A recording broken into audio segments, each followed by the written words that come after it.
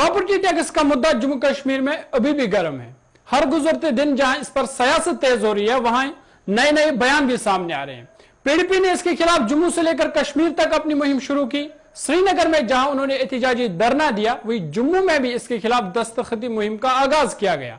इधर एलजी का ट्वीट भी सामने आया, जिसमें उन्होंने कहा कि जम्मू कश्मीर का प्रॉपर्टी टैक्स मुल्क में सबसे कम है और इसको अमलाने से पहले आम लोगों से मुशावरत की जाएगी।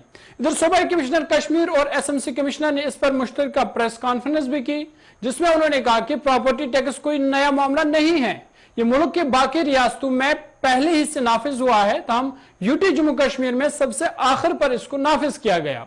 उन्होंने कहा कि यह हर महीने नहीं बल्कि साल में एक बार अदा करना होगा।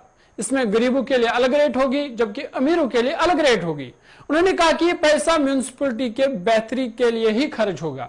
उन्होंने मजीद क्या कुछ कहा वो आपको सुनाते हैं, लेकिन इससे पहले आप इस बारे में क्या राय रखते हैं जरूर बताइएगा।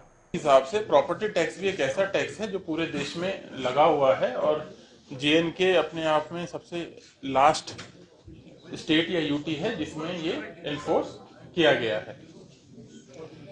किसी भी म्युनिसिपैलिटी की आय का एक मुख्य साधन जो है प्रॉपर्टी टैक्स होता है। अगर आप देखेंगे कि जनरली जो म्युनिसिपैलिटी के जो काम होते हैं वो लोगों से जो रोजमर्रा के जो एकदम टच वाले जो कार्य होते हैं वो सबसे ज्यादा म्युनिसिपैलिटी ही करती है। आपकी साफ सफाई होगी, आप घर से बाहर निकलोगे तो साफ सफाई होगी, मतलब जन्म से लेके मृत्यु तक जितने भी एसेंशियल काम है वो म्युनिसिपैलिटी के दायरे में आते हैं। और म्युनिसिपैलिटी अच्छे से सर्विसेज प्रोवाइड कर सके तो उसकी एक आय का एक साधन होता है प्रॉपर्टी टैक्स। और ये एक तरह का प्रोग्रेसिव टैक्स होता है जिसमें आप जो गरीब होता है, मतलब आप ऐसा नहीं लगते सब पे एक समान लगाते हो, जो गरीब होता है उस पर कम लगता है और धीरे धीरे उसके हिसाब से बढ़ता है। सबसे पहले जनाब ये कोई नई चीज नहीं है, पूरे देश में लगती है और जेएनके यूटी में सबसे लास्ट में लगाया जा रहा है। सेकंड, सर ये हर महीने नहीं देना है, ये साल में एक बार देना होता है। तीसरी चीज, जो भी इससे पैसा आएगा, मान लीजिए एसएमसी का एरिया है तो वो जो म्युनिसिपल कॉरपोरेशन श्रीनगर है ये उनके अकाउंट में जाता है, ये कंसोलिडेटेड फंड में नहीं जाता है।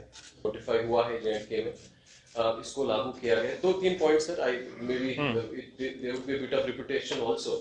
सबसे पहले कि जब हम कहते हैं कि प्रॉपर्टी टैक्स ये प्रोग्रेसिव टैक्स होता है, प्रोग्रेसिव टैक्स इसलिए है क्योंकि ये गरीब पे कम और जिस तरीके की इनकम होती है, जिस तरीके की एसेट्स इंसान के पास होती है उसी प्रोपोर्शन में बढ़ते हैं। हमारे जनरली जब हम बेसिक टैक्सेस की बात करते हैं, एक डायरेक्ट टैक्सेस होते हैं, इनडायरेक्ट टैक्सेस होते हैं। इनडायरेक्ट टैक्स होता है जैसे हम जीएसटी देते हैं या सेल्स टैक्स देते हैं। फॉर एग्जाम्पल अगर ये पेन है, ये पेन अगर 20 रुपए का है, इसमें अगर 2 रुपए का टैक्स है, ये 2 रुपए गरीब को भी देने पड़ते हैं, ये 2 रुपए अमीर को भी देने पड़ते हैं, ये 2 रुपए किसी मिडिल इनकम वाले बंदे को भी देने पड़ते हैं।